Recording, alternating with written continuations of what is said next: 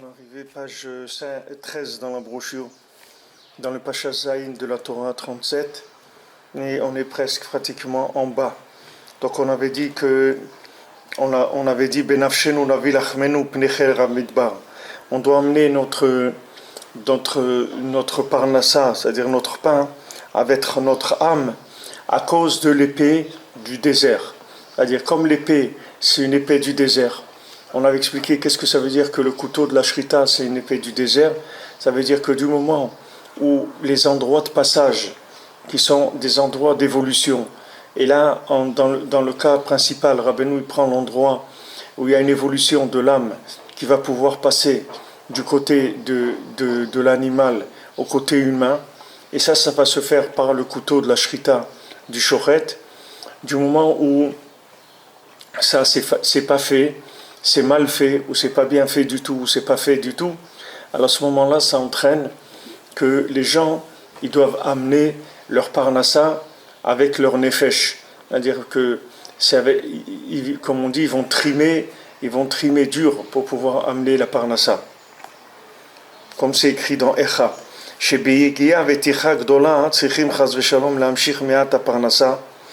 Parce qu'avec une grande fatigue et de grands efforts, il va falloir faire Chas Shalom pour amener un petit peu de parnassa. À cause du couteau de Shrita qui s'appelle un couteau du désert. Shemasar et Anefesh la klipot, Shem Sholtim Bamidbar Yadua. Parce qu'il a donné cette âme-là aux klipot. Cette âme, il l'a transmise aux klipot. Et ces klipot, les klipot, elles ont leur shlita, c'est-à-dire leur pouvoir. Où elles ont le pouvoir, c'est dans le désert. Dans le désert, là-bas, c'est l'endroit, on sait que tous les démons, les trucs, ils sont dans les déserts. Là où il n'y a personne qui habite, ils se trouvent là. Donc maintenant Rabbeinu il amène, il nous a dit pourquoi le Ikar, pourquoi il manque la Parnassa. Quelles sont les difficultés de Parnassa? Les difficultés de Parnassa, elles viennent, d'après ce que le Rebbe dit ici, ça vient du fait que dans certains endroits, qui sont des endroits de passage, c'est-à-dire l'homme, il est venu sur terre pour faire une évolution de la matière, d'accord? L'homme, il est venu sur terre pour élever la terre, le minéral, le végétal, l'animal et l'humain. Il est venu pour ces quatre choses, d'accord? Maintenant, il y a le passage du minéral au végétal, d'accord? Ça va être toutes les halachot, tout ce qui va concerner l'agriculture. Tout ce qui va concerner l'agriculture, c'est pour faire passer ce qu'il y a dans la terre au végétal. Donc il y a des halachot qui vont gérer l'agriculture depuis le moment du labour jusqu'aux semences, jusqu'à la récolte, avec toutes les parties que... On est dans la page 13, juste en haut de la deuxième colonne.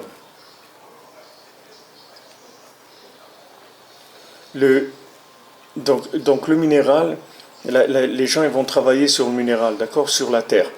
La terre, elle va donner des fruits, des légumes, etc. Maintenant, entre ce passage-là, de quelque chose qui était dans le minéral et qui fasse dans le végétal, il y a une élévation des âmes. Ces élévations des âmes, elles vont se faire principalement par toutes les mitzvot qui sont shayach avec l'agriculture, c'est-à-dire toutes les mitzvot qui vont se faire avec l'agriculture, et aussi les tfilot que la personne elle va faire, les prières qu'elle va faire pour qu'Hachem il envoie la pluie, pour que tout se passe bien, etc. Donc il va faire monter les âmes qui sont dans le minéral vers le végétal. Première étape, d'accord? Deuxième étape, maintenant du végétal à l'animal. Donc maintenant, quand il va donner le végétal à l'animal à manger, il faut aussi que ça se fasse de façon comme la Torah l'indique. Comme on voit que maintenant on voit que par exemple, on voit l'âne de Rabbi Pinchas Ben Yair, il mangeait pas du foin sur lequel on n'avait pas prélevé le maaser. Il arrivait à reconnaître le foin qui était cachère pour lui, l'herbe qui était cachère pour lui, l'herbe qui n'était pas cachère pour lui. Alors c'est un niveau, c'est un niveau où même l'animal il est arrivé à reconnaître ça. Donc maintenant on a par exemple l'obligation de faire garder Shabbat à nos animaux, de ne pas les faire travailler Shabbat. Tout ce qui va considérer, tout ce qui va être pour l'animal et pour le végétal, ça va permettre aux âmes qui se trouvent dans le végétal de monter vers l'animal. Ou bien, des fois, du végétal, ça passe directement à l'humain. Si c'est un homme qui consomme des fruits, des légumes, des salades, des choses, tout ça, ça va passer directement du végétal à l'humain par les brachot que l'homme il va faire au moment de la consommation et par son intention qu'il a quand il mange. Ensuite, il y a l'animal, de l'animal à l'humain, et là, on va arriver au lien de la shrita, c'est-à-dire que maintenant, il va y avoir le shochet, que lui, il va libérer l'âme qui est prisonnière dans l'animal pour l'élever vers l'humain. Et maintenant, s'il fait bien la shrita, c'est-à-dire qu'il fait la shrita kasher, il fait bien la bracha, il a une bonne intention, etc. Il se prépare, il fait ce travail-là parce qu'il sait que c'est quelque chose de kadosh, donc il fait attention à ce qu'il fait. Donc là, il n'y aura pas de problème, c'est-à-dire les choses elles vont évoluer normalement. C'est-à-dire qu'il va faire une évolution. Alors, une évolution normale des choses. Quand maintenant, l'évolution normale, elle se fait dans le monde, alors c'est la vie, c'est ça la vie qu'il y a dans le monde. C'est-à-dire que maintenant, la vie, elle provient du fait qu'on respecte le fonctionnement de l'usine. Ce monde-là, c'est une usine de recyclage. Tout ce monde, toute la vie, c'est une usine de recyclage. C'est-à-dire on recycle le minéral en végétal, en animal, en humain. Tout ça, c'est un recyclage, d'accord ? Maintenant, si on sabote le recyclage, par le fait que, par exemple, on ne garde pas les mitzvot qui sont par rapport à la terre, ou par rapport à ce qui pousse, ou par rapport à l'animal, la shrita, ou par rapport à l'humain, par rapport au brachot qu'il doit faire quand il mange, et qu'il doit manger bikdusha, c'est-à-dire qu'il doit manger avec l'intention de prendre des forces spirituelles. Alors si on fait pas, si on sabote l'usine, alors qu'est-ce qui se passe ? Si on sabote l'usine, alors les âmes, elles montent pas vers le haut. C'est-à-dire les particules spirituelles qui sont dans la matière, elles ne montent pas vers le haut, parce que quelque part, il y a eu un sabotage dans l'usine. Soit au niveau du minéral, du végétal, de l'animal, de l'humain, mais il y a eu un sabotage quelque part. Ce sabotage, il empêche l'âme de monter. Maintenant, si l'âme, elle ne monte pas, alors il n'y a pas de parnassa qui descend. Il n'y a pas de parnassa qui descend. Parce que la parnassa, elle descend par l'union des âmes de monde inférieur avec le monde supérieur. C'est-à-dire que maintenant, quand on a fait fonctionner l'usine et que le produit est sorti, alors le produit, il monte. C'est l'âme qui a été récupérée. Cette âme-là, elle remonte et elle va aller dans les mondes supérieurs. Elle va se remonter elle va monter jusqu'à s'inclure dans Hachem. Et à ce moment-là, ça va déclencher de l'abondance qui va descendre dans le monde.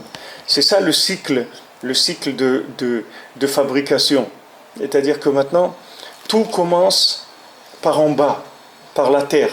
C'est là où tout commence. C'est-à-dire ça va commencer, le minéral, le végétal, l'animal, l'humain, ça monte vers Hachem, l'abondance elle redescend sur terre et l'usine elle repart.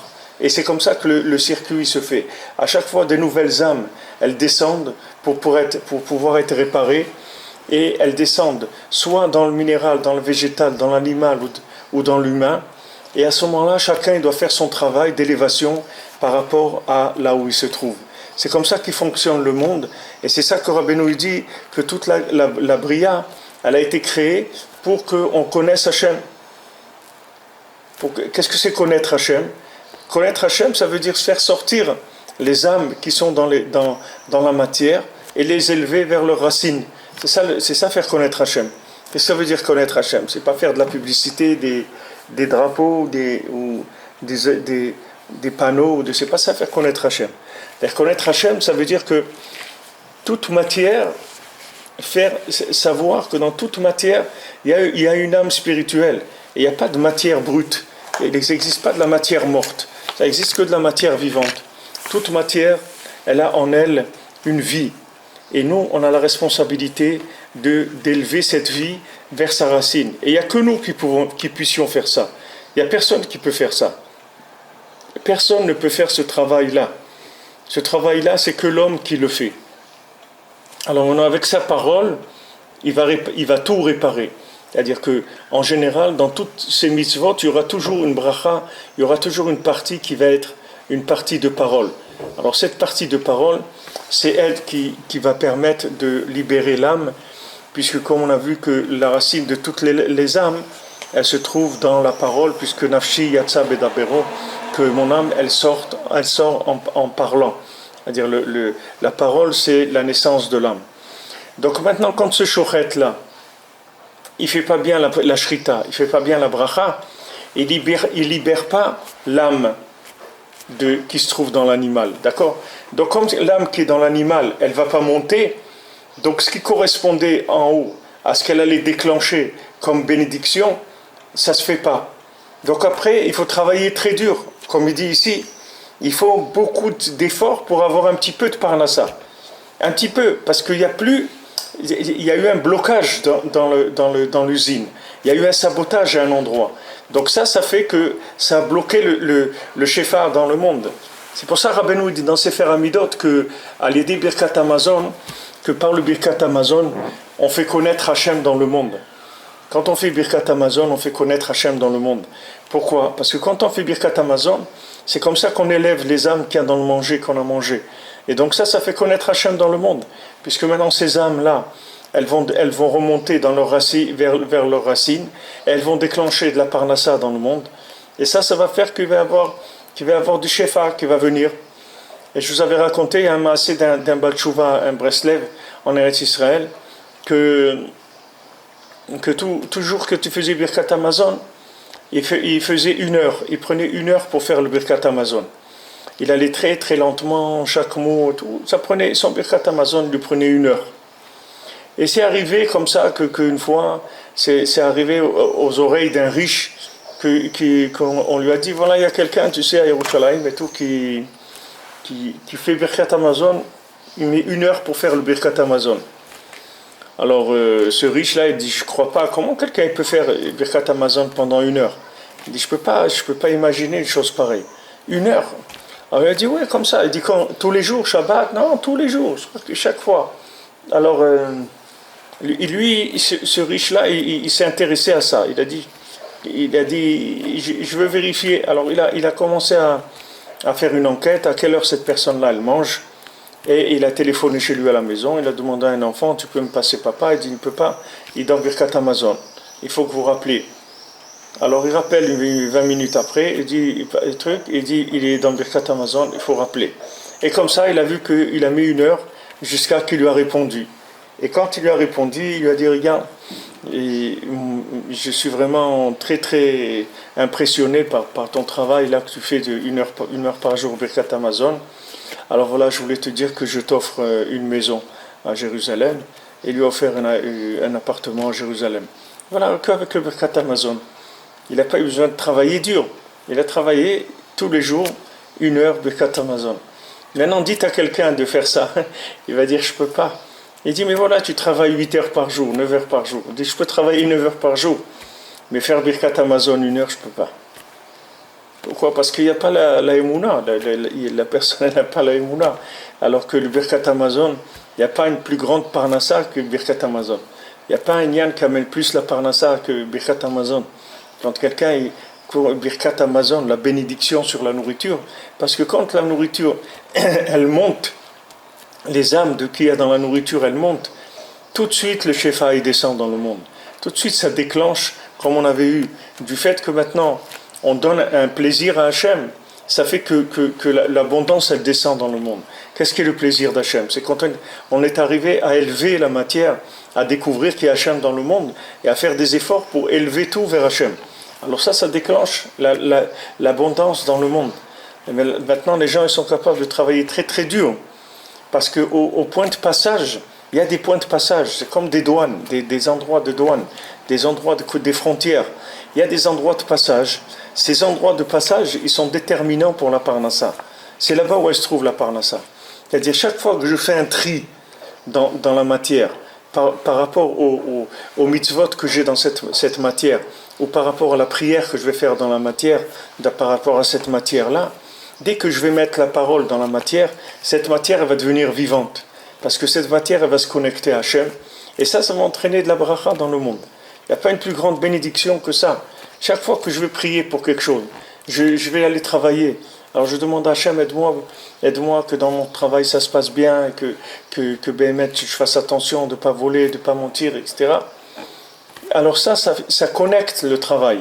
Ça fait que maintenant ça crée un pont qui va faire élever des âmes qui se trouvent dans mes échanges commerciaux, dans ma fabrication, etc. Ça va s'élever vers Hachem. Et ça va déclencher le Shefa. C'est ça qui va m'amener la parnassa. C'est pas difficile comment ça fonctionne. C'est une usine. C'est comme vous prenez une usine de fabrication, il y a plusieurs postes. Il y a un qui fait le truc, l'autre il cuit, l'autre il refroidit, l'autre il emballe, le truc, après ça arrive dans une caisse, et voilà, ça arrive à la sortie, c'est emballé dans des palettes, ça va dans des camions, on livre les clients, et les clients ils payent l'usine, et l'argent il rentre. Il y a la parnassa qui vient dans l'usine. Mais si quelqu'un il sabote une des étapes, à un moment, il ne fait pas ce qu'il faut. Il fait une bêtise au milieu de l'usine, de la fabrication. Alors ça y est, le produit, il s'est abîmé. Il n'y a pas de fabrique, il n'y a pas de sortie, il n'y a pas de produit, il n'y a pas de vente, il n'y a rien du tout. Ça, après, il va chercher à manger. Il va chercher de la parnassa. C'est pareil pour nous. Nous, on est une usine de recyclage. Notre corps, c'est une usine de recyclage. Notre cerveau, c'est une usine de recyclage. Notre bouche, c'est une usine de recyclage. Nos oreilles, nos yeux, notre nez, notre cœur, nos mains, nos pieds, tout ce qu'on peut utiliser, c'est des usines de recyclage. Chaque chose, vous verrez que la Torah nous demande de regarder comme ça, de ne pas regarder comme ça, d'écouter, de ne pas écouter, de dire, de ne pas dire, de sentir, de ne pas sentir. Tout ce qu'on fait dans ce monde-là, tout ce qu'on pense, tout ce qu'on dit, tout ce qu'on regarde, tout, c'est des tris, c'est du recyclage. Tout, c'est un recyclage. Et à ces endroits-là, c'est là où ça se trouve, c'est-à-dire qu'il faut faire attention et vérifier ce qui se passe pour que l'usine elle travaille normalement. C'est comme on voit dans la paracha de Shoftim, il y a marqué Shoftim veshotrim tasim b'sha'arecha. Tu dois mettre dans tes portes des shoftim et des shotrim, tu dois mettre des gardiens et des juges dans tes portes, c'est-à-dire dans les accès. Pourquoi tu dois mettre des juges dans les accès? Parce qu'il faut que tu fasses en sorte qu'il y ait des juges, des policiers qui gardent les endroits de passage. Parce que les endroits de passage, c'est là où il y a du vol tout le temps. Comme dans le monde, si vous prenez les endroits où ils volent beaucoup, c'est dans les ports, dans les aéroports, dans les choses comme ça. Les personnels, les gens qui travaillent dans les bateaux, les gens qui travaillent dans le fret, dans tous les containers, les trucs comme ça, il y a beaucoup de vols dans ces endroits-là. Parce que c'est des endroits où c'est des endroits de passage. Chaque fois qu'il y a des endroits de passage, il peut y avoir du vol. Parce que c'est là où toute la marchandise, elle va passer. On sait très bien que quand dans un container, on ne va pas trouver des épluchures de tomates, tu comprenez? C'est-à-dire, si on sait que dans un container, il y a de la marchandise qui a une valeur. Si quelqu'un il paye un container, ça coûte cher un container. Donc ça veut dire qu'il a mis une marchandise adéquate en conséquence. Donc à ces endroits-là, il y a des voleurs qui sont spécialisés. Des fois, c'est les douaniers eux-mêmes. Des fois, c'est des gens qui sont spécialisés dans le vol, qui volent dans les endroits de passage. Maintenant, la Sitra Achara, c'est la même chose. La Sitra Achara, elle n'a pas de parnassa. Elle n'a rien. Les douaniers, ils ont une parnassa, mais ça, eux, ils veulent plus. Donc ça, c'est autre chose. Mais la Sitra Achara, le Satan, il n'a pas de parnassa. Il n'a rien. La seule parnassa qu'il a, c'est de voler les autres, c'est tout. Il n'a pas d'autre parnassa. Donc maintenant, qu'est-ce qu'il va faire? Il va se mettre aux endroits qui sont les plus intéressants, les endroits de passage. Et il va attendre là-bas que la personne elle travaille, que la personne elle mange, que la personne elle fasse des choses où il y a la shrita, des choses comme ça, que là c'est un endroit de passage et de recyclage important. Et à ce moment-là, le Satan il va se tenir là-bas, et quand il va y avoir passage, il va essayer de voler, de détourner l'âme. Comment il va la détourner? C'est quand il empêche la personne, elle ne fait pas la bracha, ou la personne ne fait pas la bonne bracha. Comme il y a Massé du Ben Ishra, une fois qu'il y a quelqu'un, il avait mangé une date, et sur la date, il a fait Boré Peri Adama, au lieu de faire Boré Peri Haetz. Alors il dit que la Neshama qu'il y avait dans cette date, elle est venue à la personne qui avait mangé, et elle lui a dit, regarde, tu vois, regarde comment je suis dans l'Olam Abba. J'ai que la moitié de mon corps qui est réparé.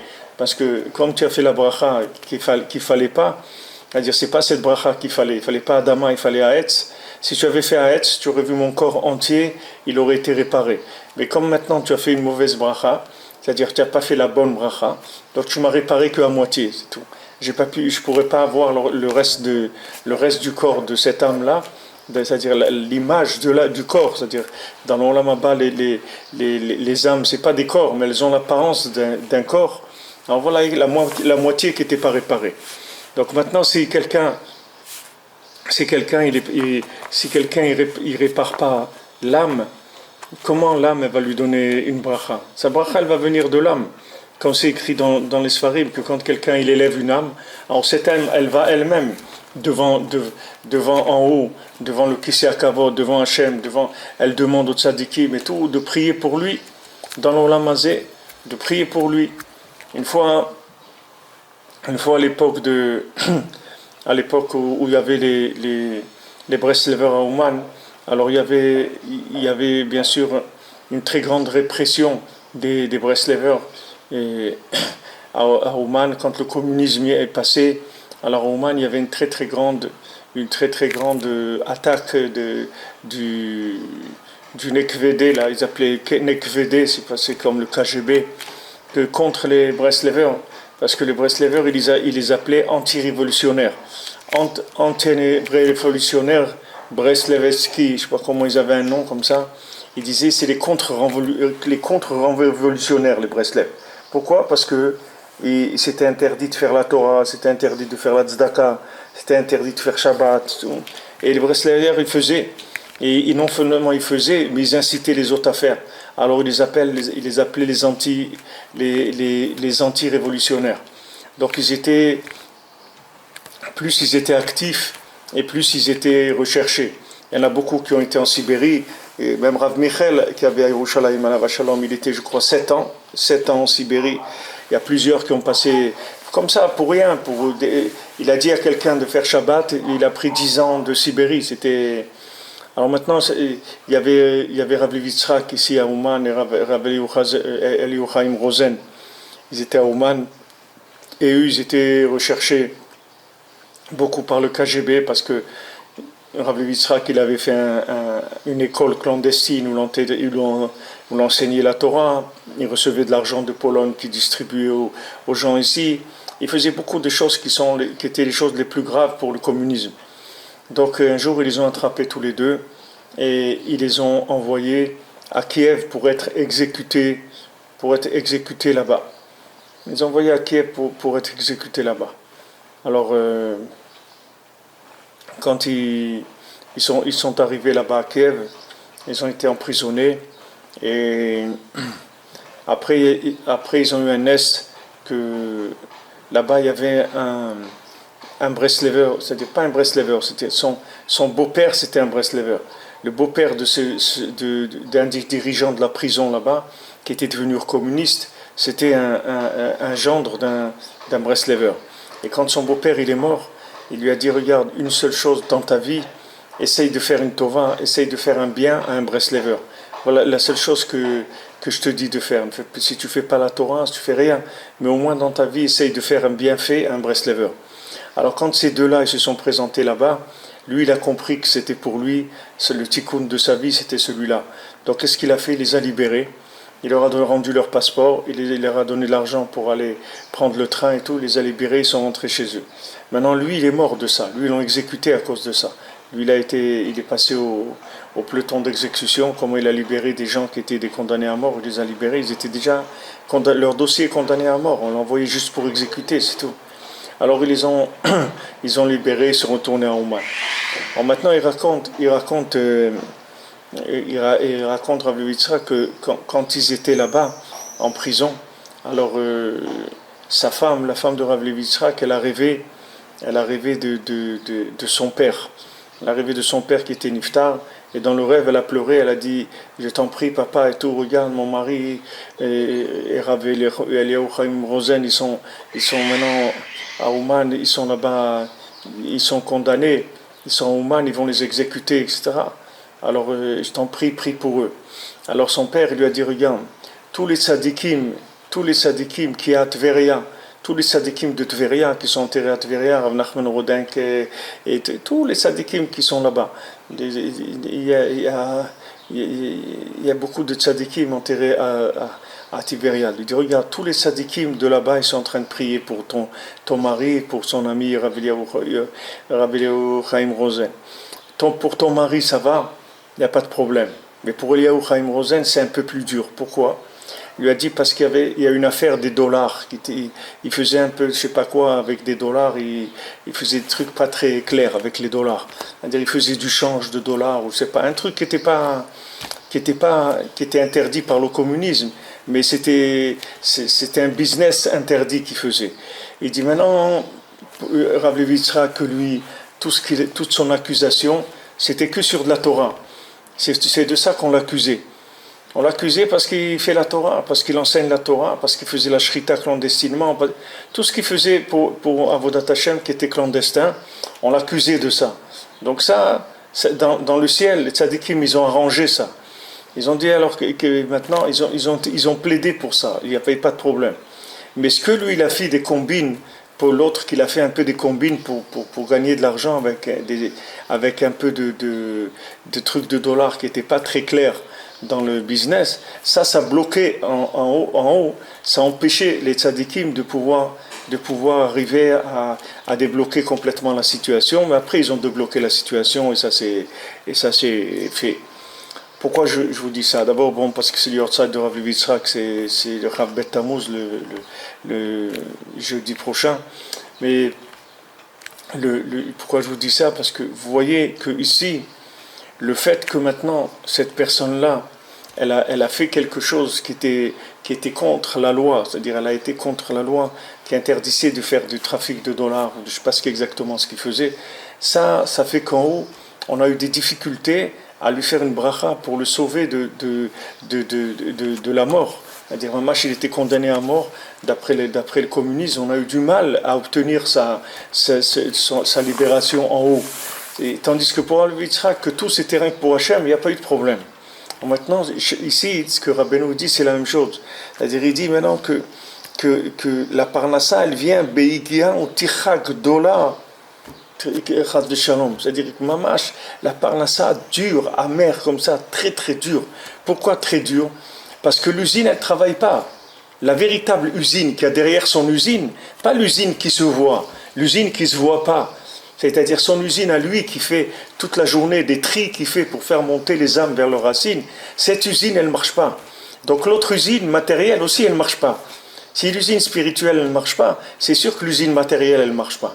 Alors maintenant, nous, on a des voleurs, on a Esav, il se tient partout. Regardez, tous les jours, ils sortent des scandales, ils écoutent tout le monde, ils mettent le monde entier sur des écoutes.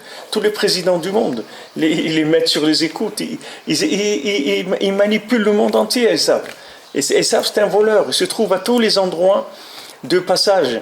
Chaque fois que quelqu'un il va aller quelque part pour une réunion, pour un truc qui risque de parler de la politique ou du business et tout, il vient et il écoute pour essayer de prendre des informations et après de manipuler le monde avec ça.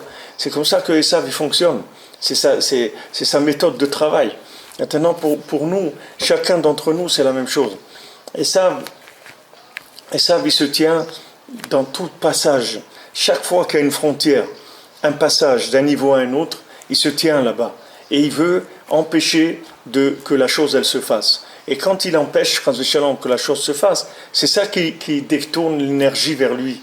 C'est comme ça qu'il s'alimente. comme Rabbeinu dit ici, que de chez Massar est un nefesh la clipote. Mamash, cette âme-là, au lieu de la faire monter, il a donné aux clipotes.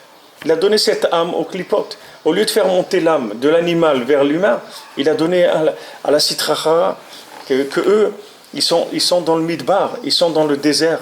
C'est là-bas où il y a tous les démons, toutes les forces de Touma, elles sont dans le désert. C'est le désert de quoi? Midbar, c'est le contraire de Medaber. C'est-à-dire, on voit Midbar et Medaber, c'est la même chose. C'est-à-dire, où maintenant, Nafshi Yatsa Bedabero, ou bien non, mon âme, elle sort dans la parole, ou bien, maintenant, si elle ne sort pas dans la parole, alors mon âme, l'âme, elle va dans le désert. Ou maintenant, elle va dans la parole, ou elle va dans le désert. Le désert, c'est quoi? C'est le monde de la consommation, c'est le monde de l'argent, c'est le monde des plaisirs de ce monde, etc. C'est-à-dire que maintenant, l'âme, elle va ou d'un côté ou d'un autre. C'est-à-dire, chaque fois que moi, j'ai la responsabilité de faire passer une âme d'un niveau à un autre, il faut savoir que il y a deux possibilités. Ou cette âme, elle va monter vers sa racine, et à ce moment-là, il va descendre une bénédiction, ou bien cette âme, elle va être dérivée, déviée vers la Sitrachara. Donc c'est ça ma responsabilité, et c'est ça qui est ma Avodat Hashem. C'est ça qui s'appelle faire Avodat Hashem. Avodat Hashem, c'est-à-dire faire passer cette âme-là du bas vers le haut. De toutes les... Alors maintenant, la dernière station, c'est la parole. C'est ça la dernière station. La dernière station, c'est la parole. Si maintenant il y a la parole, ça y est. Vous voyez, c'est écrit pour Pinchas dans la fin de la paracha de la paracha de Balak. À la fin, il y a écrit là-bas que quand il a tué Zimri ben Salou, il a eu beaucoup de miracles. Pinchas, il a eu beaucoup de miracles. Et parmi les miracles qu'il a eu, un des miracles, c'est que Zimri, il n'a pas parlé. Parce que si maintenant Zimri, il avait parlé, ça y est, il n'aurait pas tué. Si jamais il avait crié, il n'aurait pas tué. Il dit ici, dans les miracles qu'il a eus,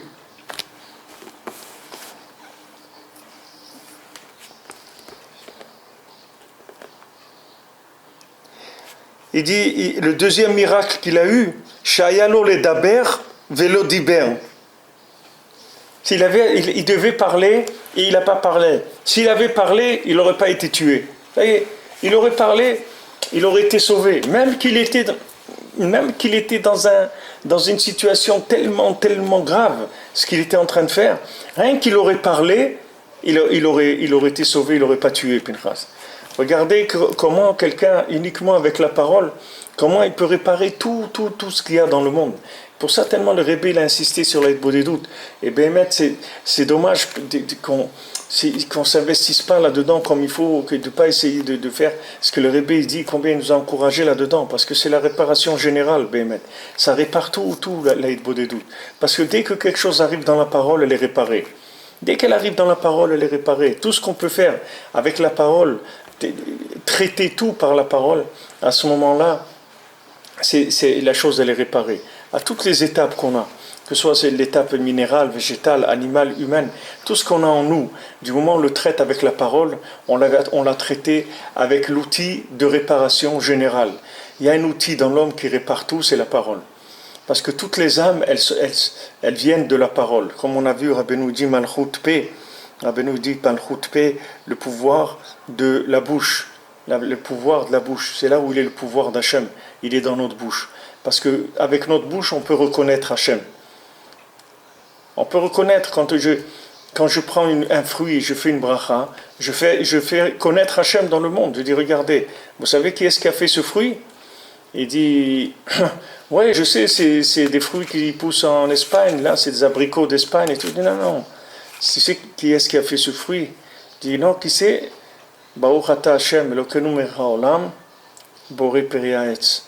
Voilà Hachem, qui est le roi du monde, c'est lui qui a créé ce fruit-là, de l'arbre. Avant, c'est lui, oui. Alors voilà, on fait connaître Hachem dans le monde. Chaque fois qu'on fait une bénédiction, chaque fois qu'on traite notre vie avec la parole devant Hachem, chaque fois qu'on vient devant Hachem, on dit, regarde Hachem, j'ai fait ça, j'ai fauté, j'aurais pas dû faire ça, j'aurais dû faire comme ça, je me suis trompé, je me suis laissé embarquer, je me suis laissé embobiner, ce qu'on veut. Du moment où on vient traiter devant Hachem de la chose avec la parole, tout ce qu'il y avait dans cette chose-là, elle est réparée. Toutes les choses qui devaient se faire positivement dans cette situation, elles sont réparées. C'est la réparation générale. La parole, ça répare tout, tout, tout. Il n'y a rien qui peut résister à la réparation de la parole. Quand maintenant, Hachem nous dit Kru dvarim veshuvu elai, maintenant prenez des paroles et faites tchouva. Faites tchouva avec des paroles. Habituez-vous à faire tout passer dans la parole. De la même manière que quelqu'un, par exemple, il a un terrain, alors il fait pousser des tomates, il va labourer, il va planter. Après, il va récolter ses tomates, après, il va les laver, après, il va les manger. Et au moment de manger, il fait la bracha, Boré Adama. Et après, il fait Birkat Hamazon quand il a mangé avec du pain.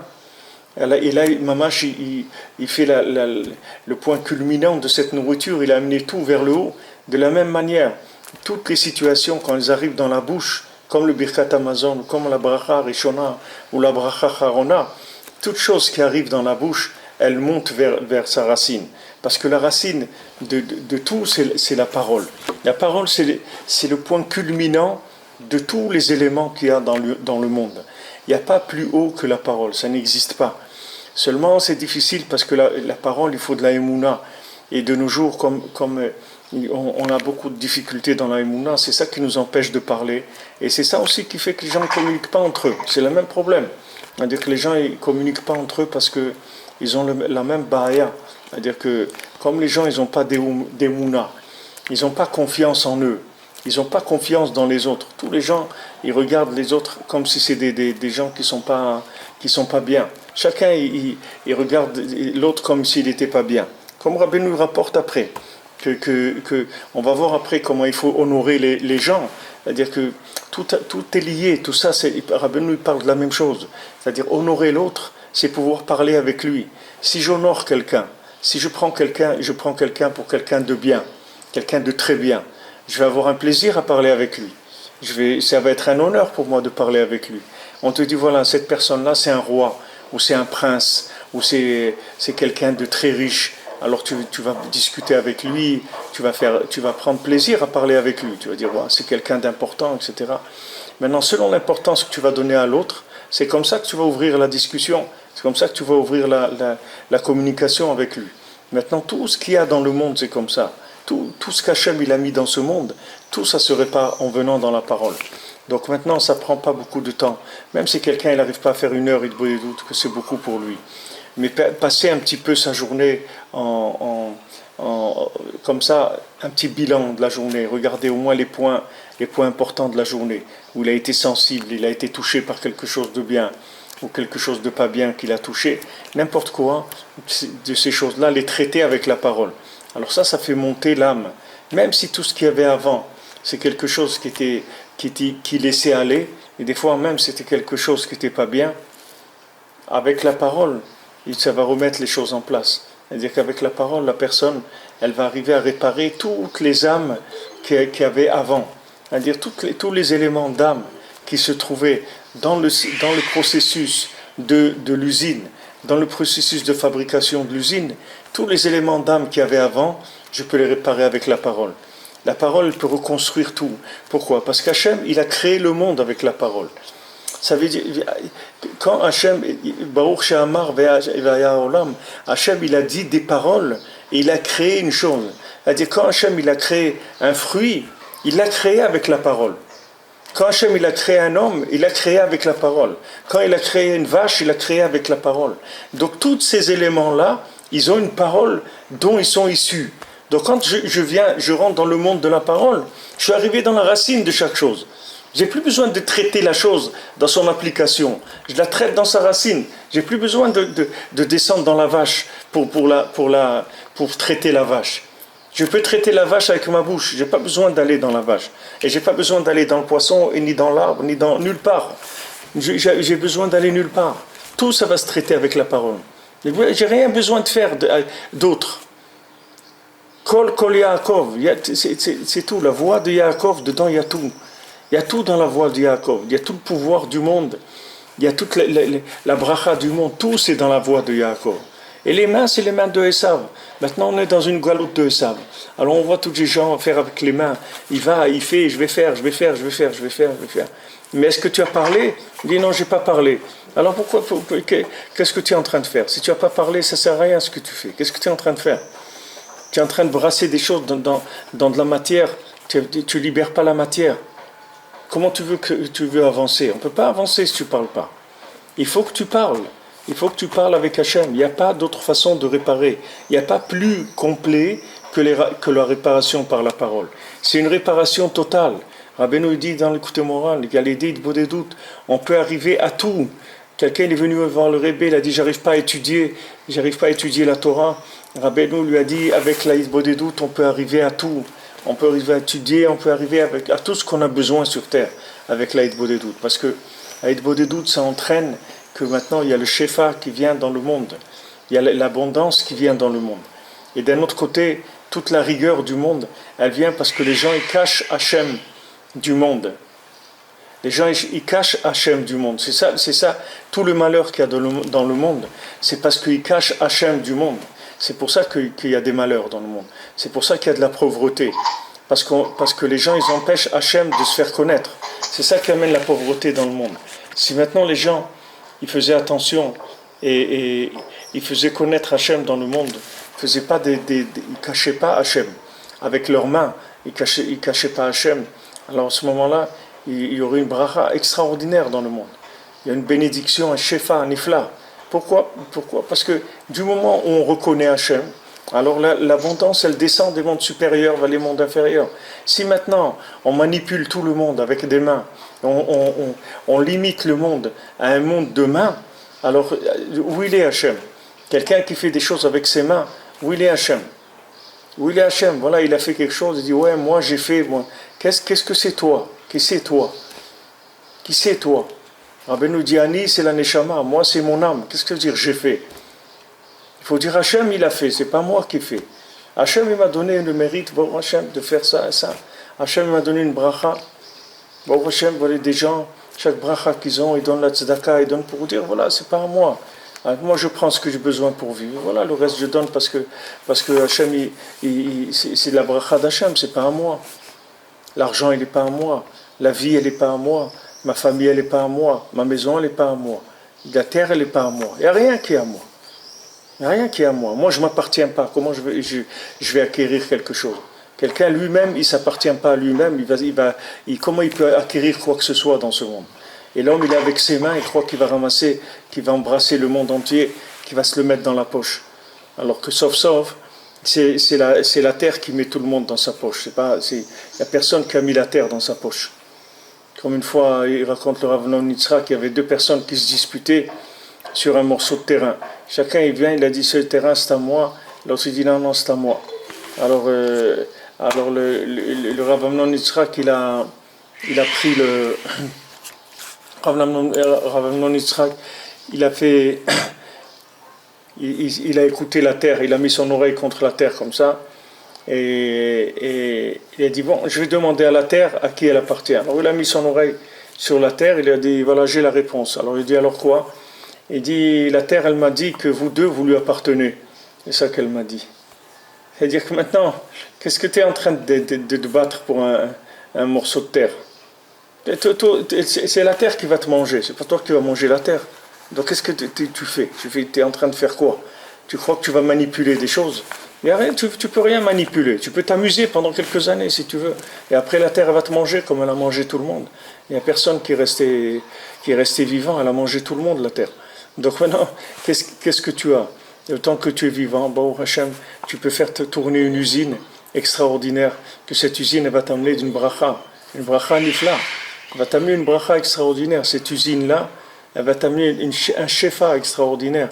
Et tout ça, tu l'as dans ta bouche. Uniquement dans ta bouche, dans la reconnaissance d'Hachem.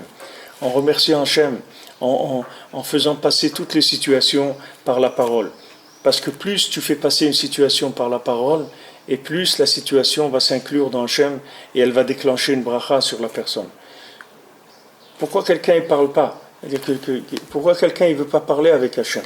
Dans Sipurim Maasiot, quand dans le Berger, dans la fille du Berger, quand elle a été la fille du Hani, quand elle a été prise par le pirate, il y avait un pirate qui l'a kidnappée pour la vendre, parce qu'elle était très très belle, il voulait la vendre à un roi.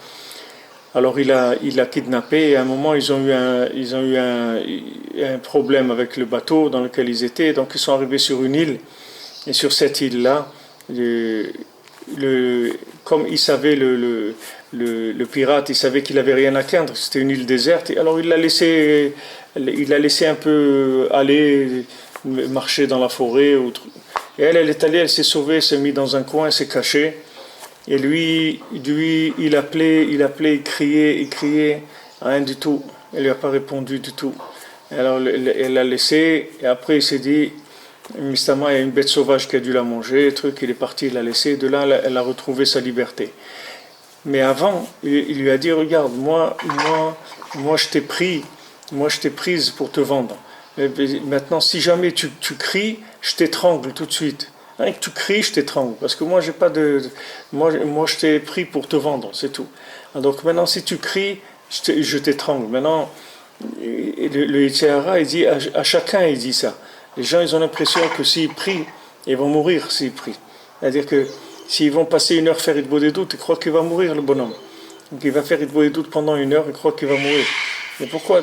Qu'est-ce qui va t'arriver? Si tu vas aller parler avec Hachem pendant une heure, qu'est-ce qui va t'arriver de mal? Il ne va rien t'arriver de mal, il va t'arriver que du bien, c'est tout. Que du bien, c'est tout. Tu n'auras que du bien de ça, tu n'auras rien de mal.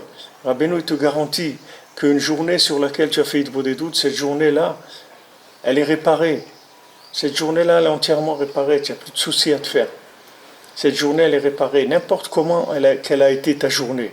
Du moment où tu l'as faite passer par la parole, les paroles, la parole, elle inclut toute la création. Toute la création, elle est inclue dans la parole. Regardez même Bilam, Balak, tout. Ils essayent avec la parole. Rien, ils peuvent rien faire. Ils peuvent rien faire parce que la parole elle appartient à Israël. La parole elle appartient à Israël. Israël, il est le corps du Dibour avec Hachem. Donc du moment où on peut parler avec Hachem, on peut parler avec tout le monde. On peut transmettre à tout le monde la Torah. Et la connaissance, la Torah qui est la connaissance d'Hachem. On peut le transmettre à tout le monde. Mais seulement il faut rentrer dans ce travail-là. Sinon, nous aussi, on devient comme Chazvé Shalom, ce shochet-là que lui, il empêche l'âme de monter. Si jamais on fait pas attention à la parole, que nous aussi on n'utilise pas la parole, alors on fait comme le shochet. Le shochet, il doit faire la bracha. Il fait pas la bracha. Ça empêche l'âme de monter. Maintenant, le shochet, comme Rabbi Nathan il l'a expliqué dans l'écouté à la Chot, il nous a expliqué dans un sens beaucoup plus large que le nian de la shrita, de l'abattage rituel. Il a expliqué surtout les postes qui sont des postes de transition.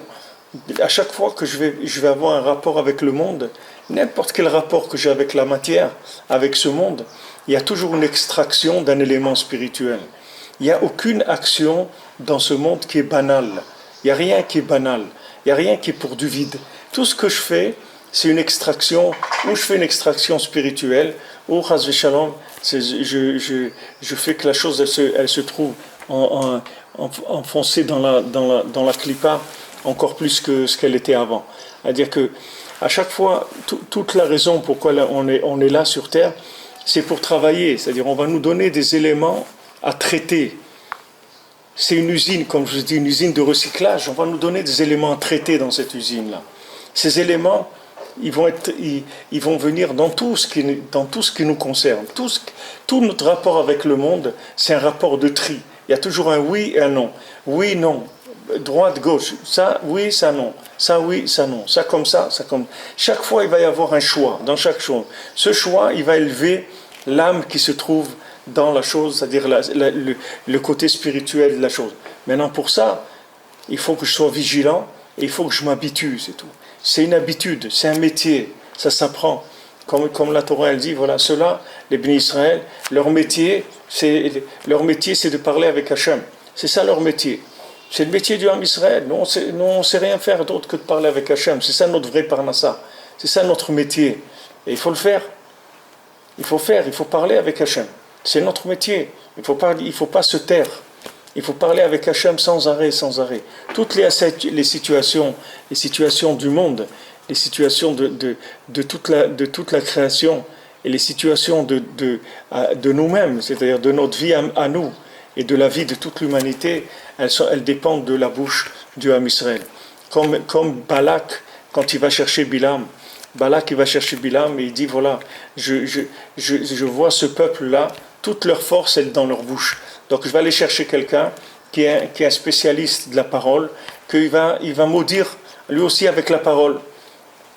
Et Hachem il a dû intervenir, parce que cet homme-là, il allait nous détruire avec de la malédiction. Hachem il est intervenu pour empêcher cet homme de nous maudire, et au contraire, il a mis dans sa bouche des brachot. Mais eux-mêmes, ces grands Réchaïm-là, c'était des grands Réchaïm, des gens terribles. Ces gens-là, ils ont reconnu, ils se sont rendus compte que le Ham Israël, il gagne tout avec les guerres avec la bouche, pas avec les mains. Ils se sont rendus compte de ça. Même quand après ils passent aux mains, mais c'est déjà réglé, parce qu'avec la bouche, on a déjà gagné la guerre. Après, c'est juste sur le terrain. Sur le terrain, c'est déjà tout fini.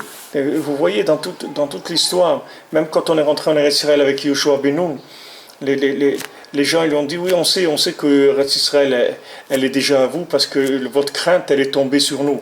C'est-à-dire on a peur de vous et donc on sait que ça y est, vous allez rentrer, vous allez prendre la terre. Hachem il prépare le monde entier pour quand il a besoin pour les Bnei Israël de faire quelque chose.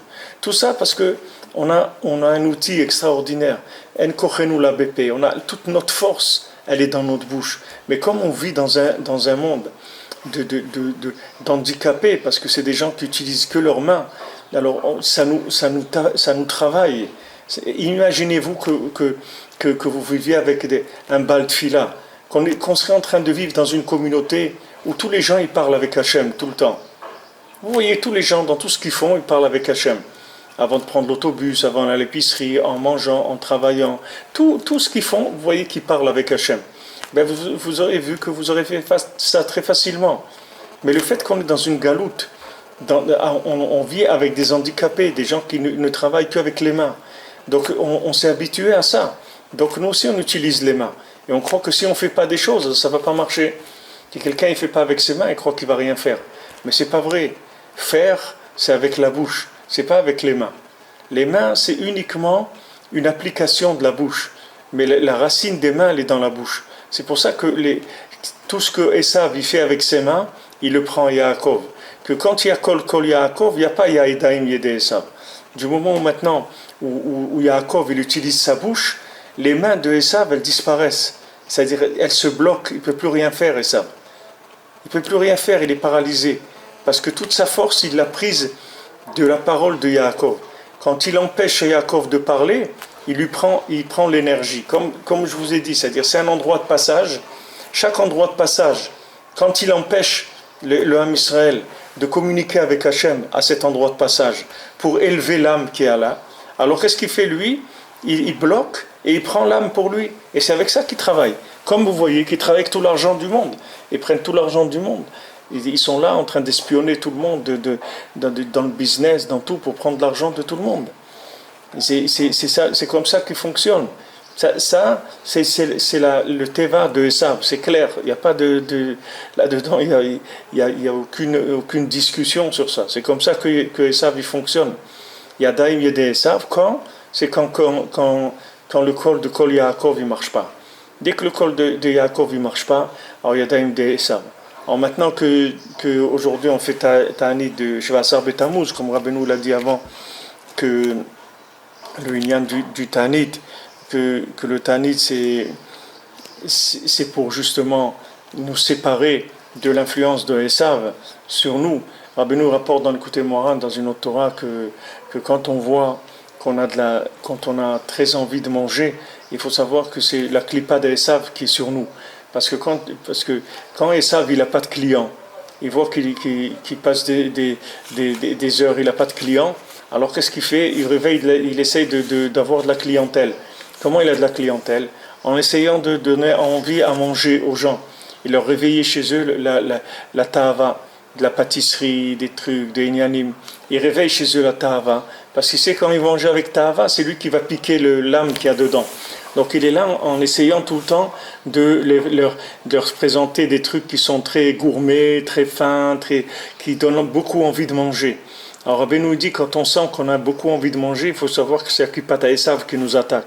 Mais ici on le voit que c'est clair. Alors maintenant, c'est pour ça que maintenant on est obligé de faire Ta'anit. Obligé de faire Ta'anit parce qu'on veut que la reconstruction du temple. Pourquoi le temple s'est détruit? Parce qu'on a arrêté de faire des tris. On a commencé à envoyer tous les éléments dans la Sitra Achra à cause de l'orgueil, à cause de la haine, à cause de cette haine, elle vient du manque de communication. La haine, elle est gratuite parce qu'elle vient du manque de communication. Si les gens y parlaient entre eux, il n'y aurait pas de problème. Si les gens y parlaient entre eux, il n'y aurait pas de problème. Une fois, ils étaient à table chez Rabbeinu, et il y a quelqu'un, il a eu une mauvaise pensée à table. Alors Rabbeinu, il a dit, comment chez moi, on ose avoir une mauvaise pensée à table? Et il a dit, je ne veux pas parler des gens qui sont de Tchérin, je ne veux pas parler des gens qui sont de Tirovitz. Et il y avait un d'une autre ville, et Rabbeinu, il n'a pas mentionné sa ville. Alors tout le monde a su que c'était de lui que Rabbeinu parlait. Alors après, il est venu chez le Rebbe, et il a demandé au Rebbe, il a pleuré devant la porte du Rebbe, et aussi les Breslevers, ils sont rentrés, ils ont dit au Rebbe qu'il lui fasse une bracha, qu'il l'aide, etc. Et il a pris sur lui, ça faisait 2 ans qu'il était séparé de sa femme, et maintenant il avait décidé de refaire le shalom, de retourner avec sa femme, etc. C'est-à-dire que Rabbeinu, il était beaucoup pour le shalom, c'est-à-dire parce que pourquoi on dit que le shalom, c'est le keli qui est le plus marzik bracha, c'est là où il y a toute la bénédiction, c'est dans le shalom. Vous voyez pourquoi? Parce qu'avec le shalom, l'usine elle tourne sans problème. On peut élever tous les éléments. Ils montent très facilement quand il y a du shalom. Parce que dès qu'il y a communication, il y a une facilité de traiter les choses et d'élever tout vers Hachem. Tandis que quand il y a de la mahloket, de la dispute, alors les choses elles se séparent. Et Esav, c'est le premier à essayer de faire des guerres dans le monde. Regardez, il est partout.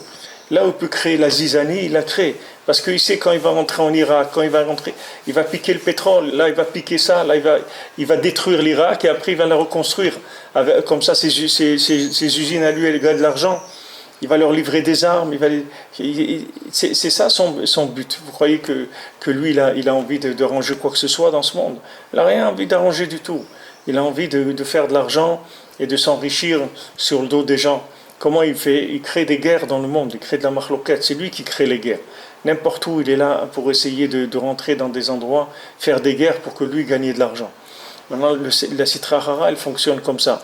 Donc nous, il faut qu'on sache que à chaque étape de notre vie, chaque moment de notre journée, qu'on doit faire un tri, on nous attend pour nous prendre l'âme qu'on est en train d'extraire. Comme quelqu'un, il est en train c'est un chercheur d'or, et maintenant chaque fois qu'il met son tamis dans l'eau, il sort des pépites d'or. Il y a quelqu'un qui vient et lui pique ses pépites d'or. Il attend pour lui piquer les pépites d'or. Parce que l'autre, il n'a pas de tamis, il ne sait pas comment faire. Alors il attend, il se cache. Dès que l'autre, il sort une pépite d'or, il vient et lui pique. Nous, c'est pareil. Chaque chose qu'on fait, il y a une pépite d'or dedans. Alors on vient nous embêter pour nous enlever ça, pour nous enlever notre richesse. Et après, les gens, ils ont des problèmes de parnassa. Ils disent, ouais, pas de parnassa, difficile la parnassa. Mais pourquoi elle est difficile la parnassa?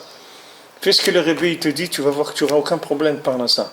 Fais bien ta Hitbodedut, fais bien tes brachot, fais bien Birkat Amazon. Parle avec Hachem autant que tu peux dans ta journée et tu vas voir que ta parnassa, ça va devenir de la manne. Tu auras la parnassa la plus facile qui est sur terre. Bezrat Hachem. Alors, Be'atzlacha, chez Tzom Kal, que le jeûne il soit facile et que Béhémet, on soit poël dans le jeûne, ce que Rabbeinu dit ici, qu'avec le jeûne, on fait reculer Esav. On dit qu'avec le jeûne, on fait reculer le corps, on fait reculer la Sitra Achra, que c'est pour Davka, on donne de la force à notre âme pour qu'elle puisse se renforcer dans les moments de tri, pour qu'elle ait la force de pouvoir faire le tri. Bezrat Hashem. Alors, Be'atzlacha, bonne journée à tous, Shavua Tov, et Tzom